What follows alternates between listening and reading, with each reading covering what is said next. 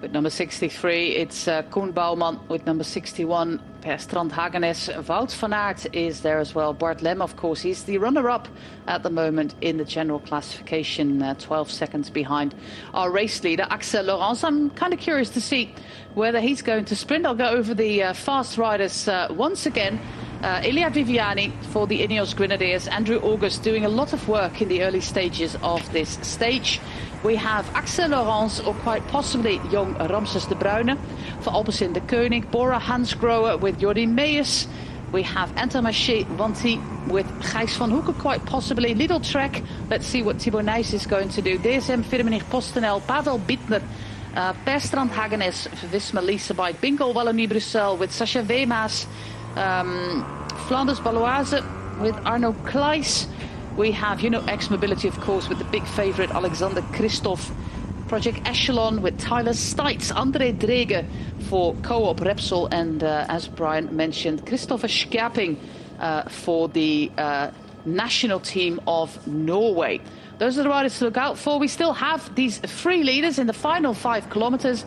Brendan Ream and Johan Rafneu of the original breakaway of 4. Walter Calzoni bridging across, but now we see the yellow helmets of Uno-X get to the front. Look at the speed here. We're going to do a bit of a loop around this body of water, Brian, but how do the final 3 kilometers look?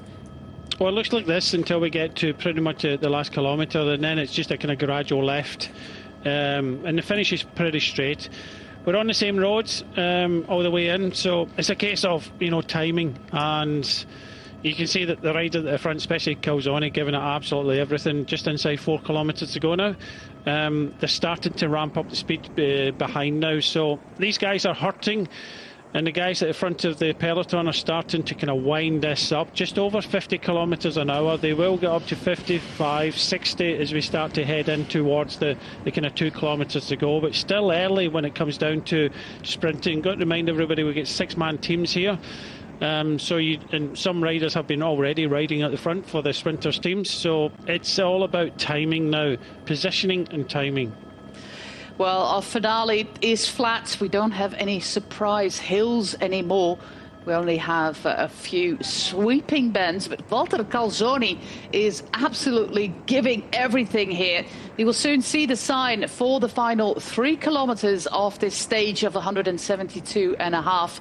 And he's leaving the other riders behind. He tries, the 20-year-old, but the Italian is absolutely going for it. And now we'll see other teams at the front, because still a substantial gap there for the Italian of Q36.5.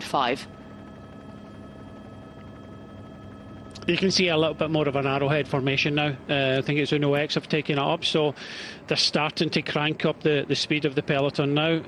Out the saddle for Calzoni, just the sheer effort and the pain he's got in his legs. But big effort from Uno-X now to retrieve everybody from this breakaway, setting up nicely for a sprint final here, and it's getting a little bit faster now at the front of the peloton.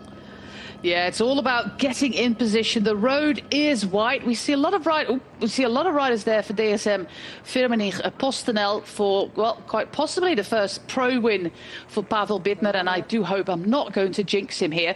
All of a sudden, Wout van Aert has moved to the final position in the sprint train there at the right-hand side as we cross the railway bridge, the train station there of Egersund on your left-hand side. All of a sudden, in that train, Wout van Aert is in 3rd position. Will he have a go at the sprint? He didn't know before the start, but judging from the formation we have right now, he might actually go for it, Brian. Frederik Dresnes, like that. Frederik Dresnes, the Norwegian champion, he is racing a home race. We have Thibaut Nys also involved there with Matthias Vacek. Bittner there for DSM Firmenich. André Drege for Co-op Repsol moving to the front, looking out to see where Jordi Meijers is at the moment for the Bora Hansgrohe team. The team did an awful lot of work to get our breakaway back, but they are now quite far back and not in formation at all, Brian. Bora Hansgrohe. Jordi Meijers doesn't have the luxury of any kind of big lead out. He's relying on pretty much himself. His team have done the work. Even Laurens has been pushed back out of it a little bit. He's down towards the kind of left-hand side, boxed in a little bit, but this is a good effort from Lido Trek here. They've got the riders in position now. They're just looking for, their main man is Sven Nys. But, Christoph is in a good position. He's in about 8th, 9th position. And Viviani is kind of tracking him. So he's realising that he's going to follow Viviani. It was Christoph. But Jordi Meeus, unfortunately, he has to find his own way through this melee.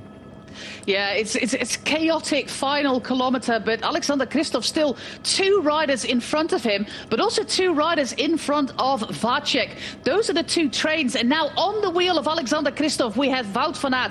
André Drege is the man in blue. Elia Viviani, the man in the colours of the Ineos Grenadiers. Pavel Bittner in the blue and orange of DSM Firmenich. Sascha Weema's there as well. They're touching brakes, and that is causing Weema's and also Meeus to kind of lose the wheel there. Everybody's basically fighting for that wheel of Wout van Aert, and Wout van Aert on the wheel of Alexander Kristoff. Now it's the lead out for Entermarché Vanti. Are they going to try with Gijs van Hoeken, Lorenzo Rota? I do not know, but for now it's looking like Alexander Kristoff and Wout van Aert, his first sprint back after that crash in Dwars door Vlaanderen. Looks like he's not going to make it. We have Pavel Bittner getting to the front there. Jordi Meeus on his wheel. Pavel Bittner, Alexander Kristoff, Pavel Bittner, Jordi Meeus on the